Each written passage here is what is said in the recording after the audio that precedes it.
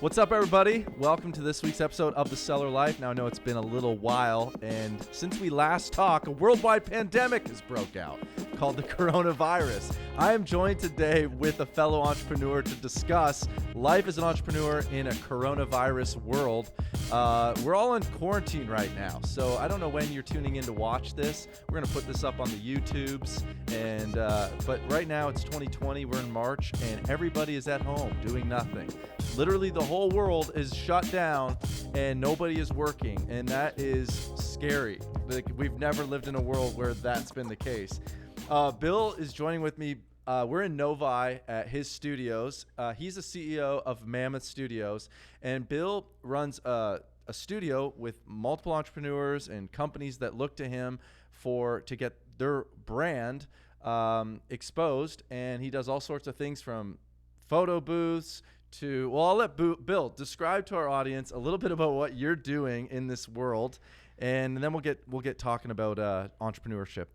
Well, thanks for the warm welcome. I appreciate that. Yeah. So we have a couple of different businesses, and Mammoth is our core business. We started off as a photo booth company about 4 years ago, and we did smaller events, private parties, weddings, and things like that. Probably not a lot of photo booth business going on right now. Yeah, we're not too busy as of everything being canceled.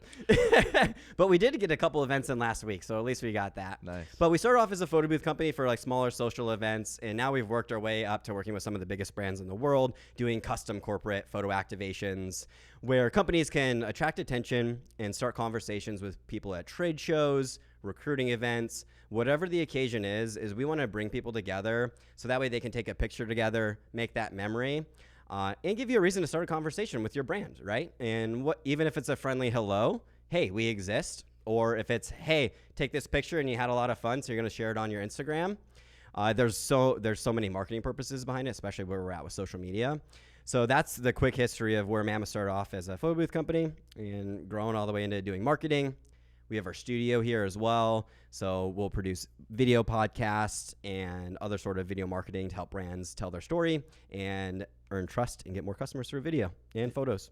I love it. That's why we're here, borrowing Bill's studio today, because I thought it'd be important to have this conversation. There's a lot of entrepreneurs wondering, hey, will I ever get another paycheck again? How do I support a family? This is your full-time thing. I think the gig economy is being exposed right now because a lot of people are freaking out. Bill, I'm sure you've lost business opportunities. I know myself. I have. I just met with a person at Starbucks last week, and we were planning on doing 3 videos, and it was for a nonprofit event. And he just told me, hey, bro, just so you know, that event's been canceled. And I guarantee that there's people listening right now that are freaking out. How are you dealing as an entrepreneur with this whole coronavirus, everybody on shutdown? Like, how do you literally deal with that? How do I deal with it, and how am I dealing with it are two different things. I'm dealing with it very well. I'm a solutions-oriented person, and so no matter what's going on in the world, I know that my world still doesn't stop and that it's going to continue to go as long as I'm alive. So I'm not hiding. I'm not slowing down from anything.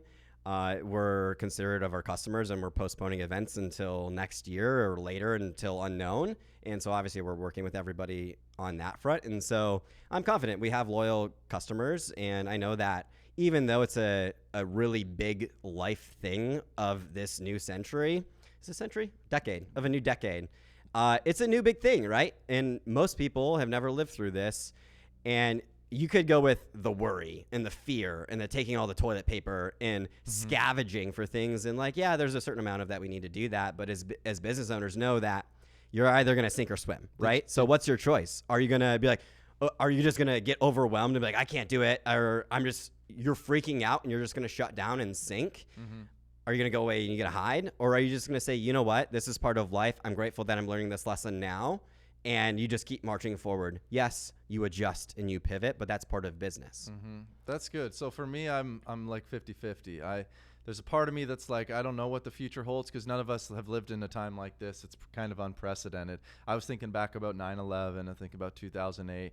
And I don't remember everyone in the world shutting down for this long. And they're expecting it to be weeks, maybe months. So anyone that's talking like they know what they're talking about, Like, I will be the first to admit, I have no idea because I haven't been here and you haven't been here. But I think adapting mindset during this quarantine is crucial for how you're going to navigate through it. And Bill and I were having a conversation off mic, and I thought what he was saying was really, really important. We talked about, as business owners, there's a million things to focus in. There's sales, there's operations, there's employees, there's the HR, there's all sorts of things that navigate for our attention. And Bill was talking about how his pivot during this time has changed. So maybe just share with our audience like what you're focusing in on right now, as opposed to just throwing your hands up and giving up saying, this is going to be a crappy 2020. What are you doing to really structure your business differently right now? I'm slowing down and taking the time that we have. Most businesses, most professionals, you move at the speed of business, right? There's always something new. There's always something different to do. And most people just play on that momentum and stuff gets dropped. You just kind of blindly go through your professional career or your life without goals, without intention, whatever it is. And so, especially if we go under quarantine and you're forced to stay inside, oh my goodness, like get some paper, grab a pen, and start to write your thoughts and start to articulate where are you going with your business? Because for me, it was a great reminder. I'm like, oh my goodness, like I need to make sure that for the future of my business and all of my businesses is that we have cash reserves so that way we can continue to pay all of our operating expenses, our payroll, because our team's livelihood is in our hands, right? And so I treat that with a high level of respect. And so to me I look at it as the perfect time to slow down. You can focus on your systems and on your processes, and you can figure out what are those things that have been on my list that I know that I really want to do, but I just haven't prioritized because clients who are paying me money are coming through the door faster than what I can handle, which has been the case lately.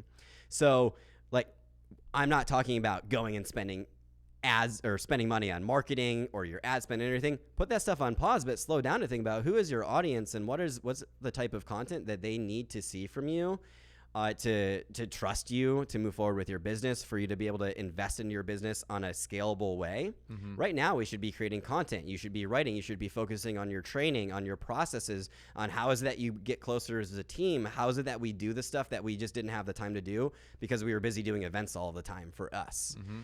So there's tons of stuff in every business to do. So if you're wallowing and saying like, I have nothing to do or all this, you have stuff to do. Yeah. There's so much stuff to do. It's just, are you letting the negative forces of what the news and the media are telling you slow you down, or are you operating with the idea and the knowledge that everything in the end is going to be okay? Yeah. And since I know that in the end everything is going to turn out okay, even if some stuff goes down, if it's kind of stressful or challenging, I know that if I keep pushing, if I keep working, if I keep going, that eventually we're going to make it through this. I know that.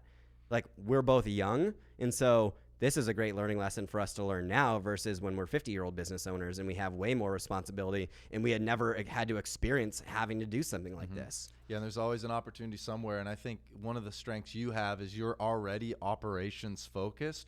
I tend to be more marketing and sales focused. So that's why probably me, I'm like, what am I going to do?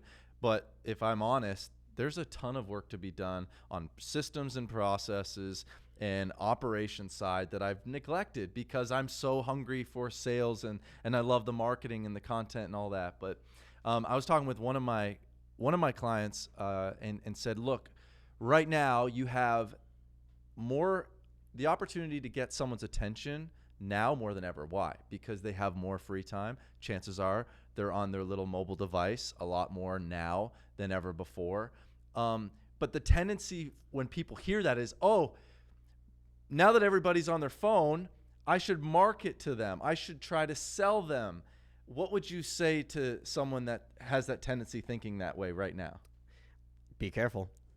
Be careful, because you never know how long is this going to last. And so when you're looking at spending a lot of money on customer acquisition, you have to really think about, is this something that your customer audience needs right now? Yeah. In the face of uncertain income, of uncertainty in every way of life, is unless you're selling something that's necessary, like I would put, if it was somebody asking me, I would say put a halt on all of your spending. Yeah, and people would push back on you and be like, what do you mean? You should always be selling. There's always an opportunity for sales. What do you say to people that have that mindset? if there's always an opportunity for sales, depends on your business, depends on the time. It's all certain circumstances. I don't see anything as being a blatant, like a blanket scenario. To me, I think it can almost be an offense. Like I would go as far as to say, if your marketing messages are all about yourself and trying to get people onto your platform and to do, I feel like people are good at reading that, and it could actually hurt yourself in the end. Yeah, if you are intentionally using what's going on for marketing purposes for profit, yes, people are going to call you on your BS. They're not going to appreciate that because they know that there's, like, it's not about the money. Like, I read something recently about some volunteers at a hospital, like, 3D printed this part that cost, like, it was like a valve for a mask or something. It's $100,000 plus a valve, and they couldn't get one or something. So they 3D printed a part for nothing. Wow. Because they had a template and they printed it, and they were, the company, the valve company, was trying to sue. They were saying, we're going to sue you if you keep doing that. Yeah. And it started the conversation of like, all right, well, when it comes to life or death, it shouldn't be about money. Like $100,000 for something that can be 3D printed in a minute. Like, are you kidding? Like, I understand R&D and the research costs behind all of that. It's part of the model, but like at some point, like, you have to be a human being. So with myself as a marketer, I have a marketing business. One thing that I think is a misconception is that marketing is to take your client's story and get it out to the world. That's the exact opposite thing that we're doing. I think as professional marketers, what you need to be always mindful of is your customer story and the pain points that they currently have. So you look and you go, okay, who are my customers and what are they experiencing right now? And probably what they need right now is not a sales pitch, but it needs to be a carefully crafted message for them in their time of need.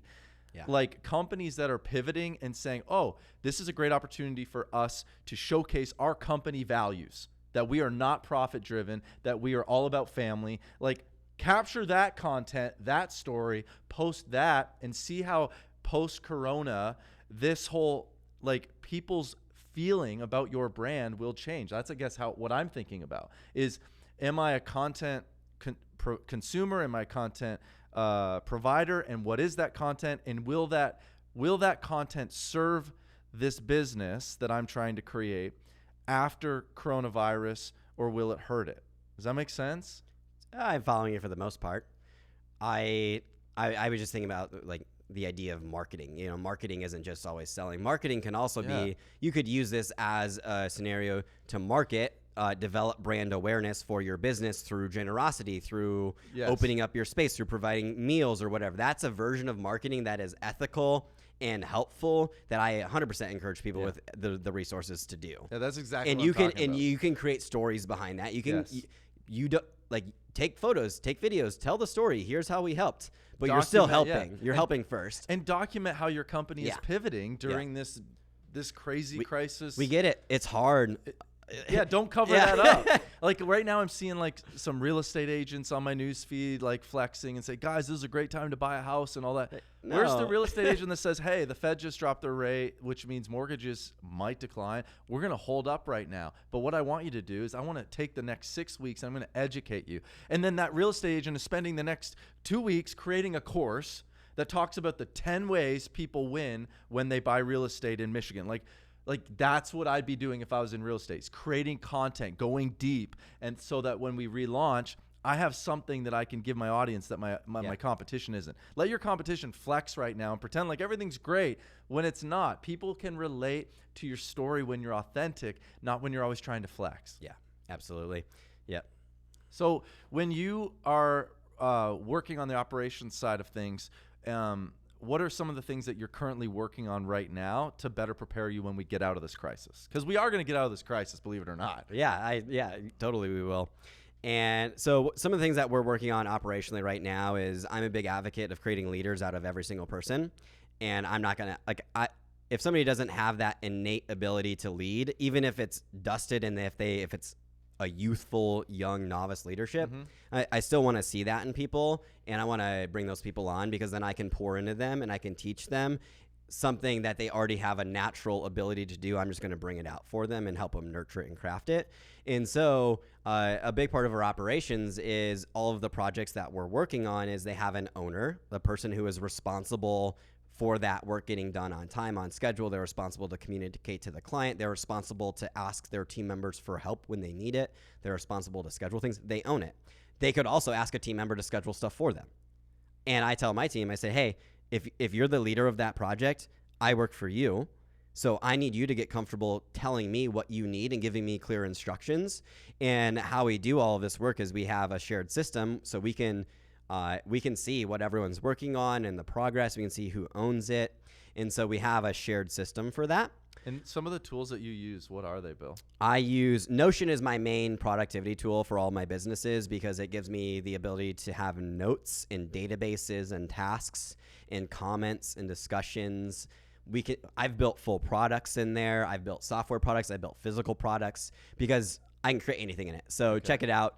And so we use Notion because it's so flexible. So I'm, as a listener of this podcast right now, if you've got free time, check out Notion. See if that might be a tool in your toolbox to help better connect your team, right? You're using that, is that like in place of like a Slack or? So we use it in addition to Slack. So our tech stack is kind of G Suite for email and calendar, as most do. And then we have Slack for internal communication, one-to-one, kind of quick discussions on things or events or whatever. And then we use Notion for project plans and all of our contacts.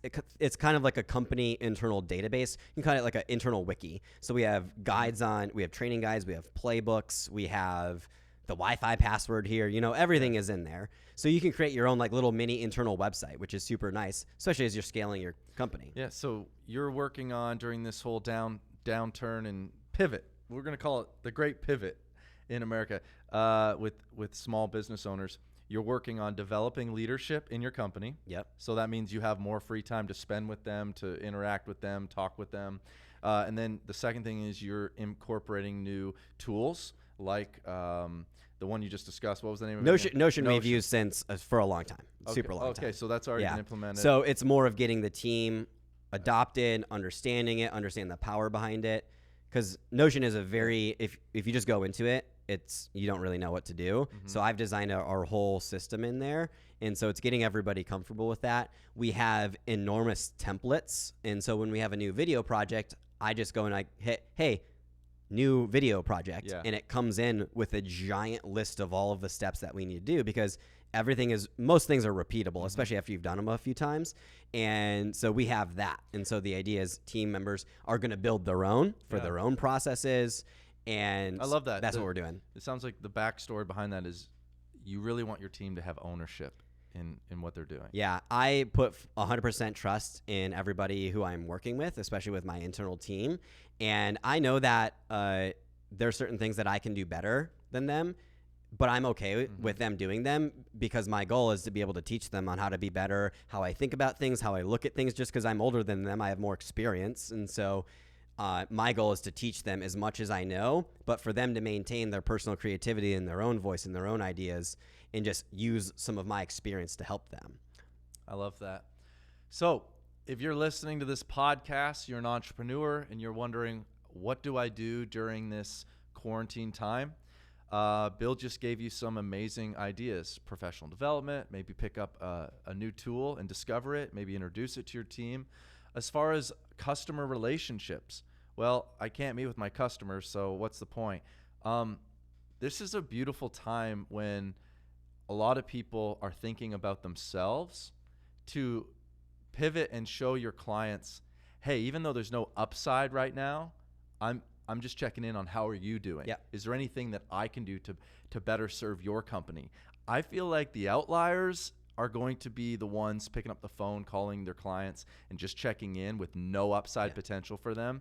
That's the stuff that, like, after quarantine, your employer will, or your clients that are paying you are going to remember. Yeah. Oh, he cared enough to call. He cared. Hey, I just calling to see how are you? How's the family? If you need anything, call me. I'm here. Yeah, who's doing something that? Simple? Yeah. Who's doing that? And we don't often think about that because we're stuck in our own little world, or we get lazy and we're like, what's on Netflix? And we're asking all the wrong questions. And now I'm not saying you can't watch Netflix. I'm watching Netflix, but I'm thinking about my business, thinking about what are the things I should be doing so that when quarantine life is over, I look back and go, you did it, Jonathan. You graduated with an A+, you know how to quarantine, you excelled your business, you didn't pause it. And it sounds like you're doing the same thing, and I love that. Yeah, absolutely. I encourage everybody, grab a pad of paper and make yourself a coffee or a tea or whatever you want for your morning routine and spend an hour every single morning. If you do this 1 hour every morning when you wake up, one of the first things that you do before you check your social media, before you get distracted with your emails and anything inbound, spend the first hour, drink your cup of coffee, and just think and write. Stare out your window, put on some ambient music without any vocals in it. Yeah, I did and that. I just posted about that. And just think about stuff, because you will discover that the power of your mind is you can do so much with it. And if I promise you, if you sit for 60 minutes writing, thinking, you're going to connect so many dots in your mind and in your business that you're going to wonder, why in the world did I not slow down to do this before? And you're going to make that be a part of your daily practice because it's so powerful. Yeah. If you guys need, I was thinking when you mentioned music without lyrics, every time I come over, Bill has that music. It creates a nice vibe. An artist I love is Caleb Etheridge. You can check him out. And he scores a lot of instrumental music. Anyways, I turn him on. My time is like every morning. I it sounds horrible, but like I sit in my shower and I just think about the upcoming day. What do I want to accomplish? How do I want to feel at the end of my day? Yeah. How would I get there? Am I feeling discouraged today? Why am I feeling discouraged? One of the tools I use is in my phone. I use the notes tool, and I'll just write like, because I don't think everything is business, and I think we're humans, and sometimes we just feel down, and it's okay to be honest and write that. And it sounds cheesy, a lot of us men, it's hard to talk about emotions, but I'll make notes that say like when if I'm feeling down, I'm feeling discouraged because, and I'll just write it down. And then I'll just offer that up as a prayer.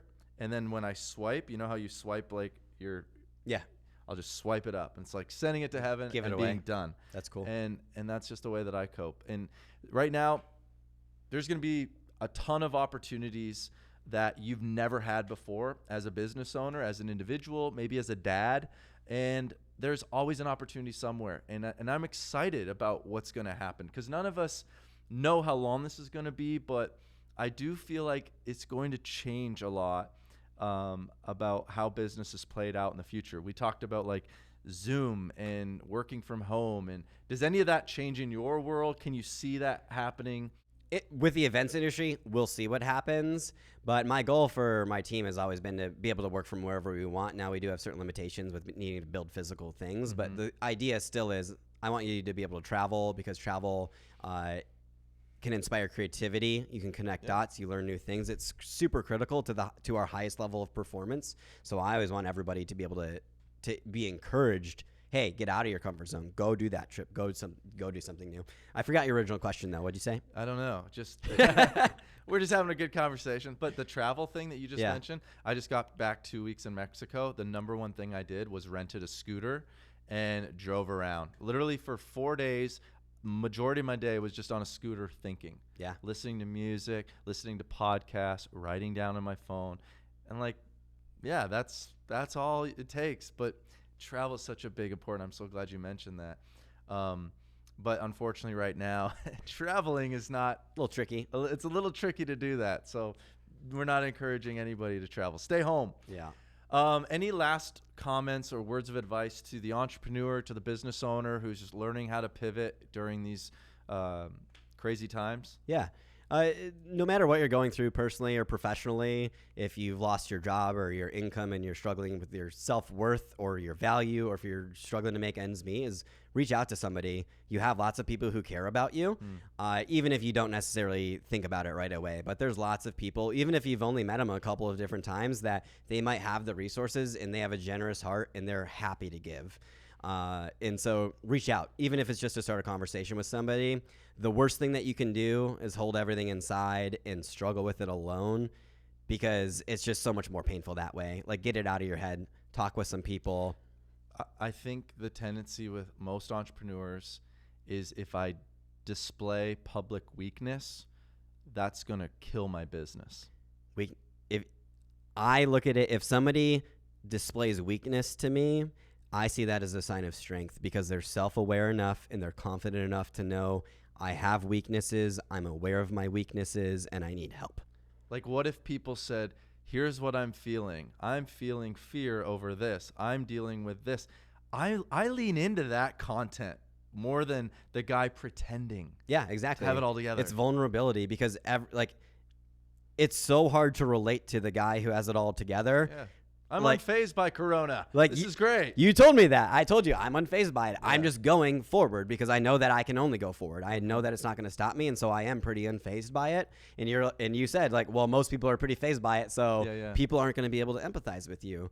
And there are certain things like that, but outside, we all have our weaknesses. Exactly. And social media isn't like evil. It's just a neutral thing. It's a platform. It can be good and bad. And I think it becomes really, really good when we use it to show empathy. And the only way to show empathy is to understand your own self and to say, hey, I understand them because I've been there. I've felt fear. I feel anxiety right now. And that's kind of how I tend to use my platform is if I'm in a goofy, silly mood, I show that. Yeah. If I'm serious, I show serious things. If I want to call someone out, well, I don't call people out, but if I want to say something about something I feel like is a blind spot, like one of the things I'm really like, let me just vent right now, Yeah, Bill, I'm going to vent to you, Do it. is people right now offering advice, telling people how to live their life. I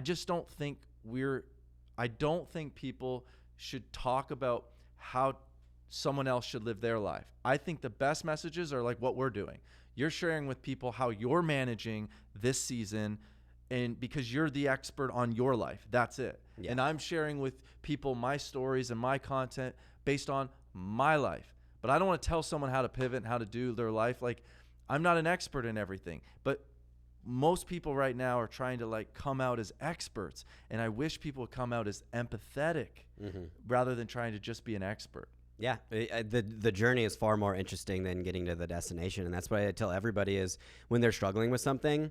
Said, think about your life like a book or a movie. Like, it would be horribly boring if you had no drama ever. Yeah. That would be the worst movie in the world. You'd be like, what am I doing?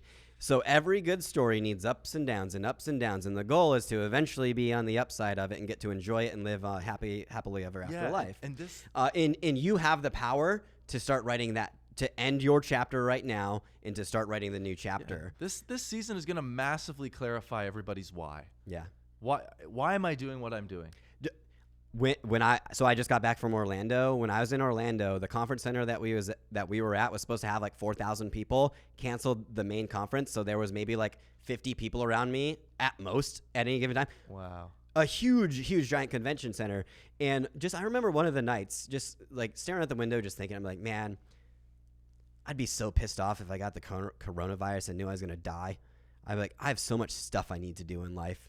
And to me, as I'm so excited, I'm about to turn 30, and I've been excited for my 30s for a few years now because I know that a lot of the results of everything that I've been investing into are going to start to get more and more traction, and I'm going to be able to help more people. I'm going to be able to live more of the life that I want to live. And I was like, man, there's so much good that I have the ability to do, and I would just be so upset if I was not able to do that. And so it kind of gave me and I woke up thinking about this too, and it gave me a really interesting sense of urgency. Like, you're dying anyways. It's just, is it going to happen in 4 weeks, or is it going to happen sometime in the future? And it just hit me, man, I know that I can do more, and I already do a lot of stuff, but I know that I can be a better leader to my leaders. I know that I can pour into them more. I know that I can be a better friend. I know that I can be more present for people. It's not just business stuff. It's like life stuff. Yeah. It's being there for your friends, for your family. It's checking in with people. Say, hey, Jonathan, how are you doing? I haven't talked to you in a month. Yeah. And it's like reprioritizing a lot of that stuff was super interesting. It just kind of hit me out of nowhere. And the whole, think about it, the whole world is sitting at home. Yeah. When has that happened? And Americans, we pride ourselves in being productive and look at what I've done and flexing that. And all of that's been stripped away. Yeah. And I'm like, ooh, the big refining fire has taken place. And the winners are going to be the ones that come out with the right perspective and say, no, this doesn't mean game over. This just means pivot, shift, and focus in on operations, employee development, systems, processes, new tools. Like, those people are the ones that are inspiring to me, because I don't want to look back on the season like you and be like, it was for naught. Nothing changed in my life business. Yeah. Everything's the same. That'd be the worst. That'd be the worst. So this hopefully podcast and this conversation, I hope, is helping you guys, shifting your perspective. I know meeting with Bill has helped shape my perspective for this season. I want to spend more time on the operations side and really get in tune with my why. Why am I doing what I'm doing with Second Try Media, with Amazon Autopilots, with everything going on in my life? I want to make sure that this season isn't for naught. So, Bill, thank you for sharing your story. How can people learn about Mammoth? If you go to mammothparty.com, you can learn all about Mammoth and what we're doing at our studio and with our events and everything. And then if you just want to learn a little bit more about me personally, I'll share some like different thoughts and things like that on my personal website, billhamway.com, and all the social medias are at Bill Hamway. Yeah, and we've used Bill before, Mammoth Studios, for our indescribable, I don't even know the name of our... Irresistible Workshop. I remember. I've got you covered. Irresistible Workshops. And he's been incredible. By the way, we're going to be having an Irresistible Workshop coming up next. Just kidding. I was wondering if you were going to do another one, because I was going to tell you we have lots of other stuff we could do. Bro, I'm not planning any events right now. I'm focusing on the operations of my business. There you go. Preach. All right. Thank you guys for listening to this week's episode of The Stellar Weave. We might do this again. It's quarantine. I don't know what next week holds. None of us know what next week holds. I hope you're still around, but there's definitely hope. Hang in there. If you need anything, you can add Bill. You can add me on Instagram, DM us. We're here to help any way that we can during this season. Thank you guys for tuning in. I love you guys. We'll see you back here next time.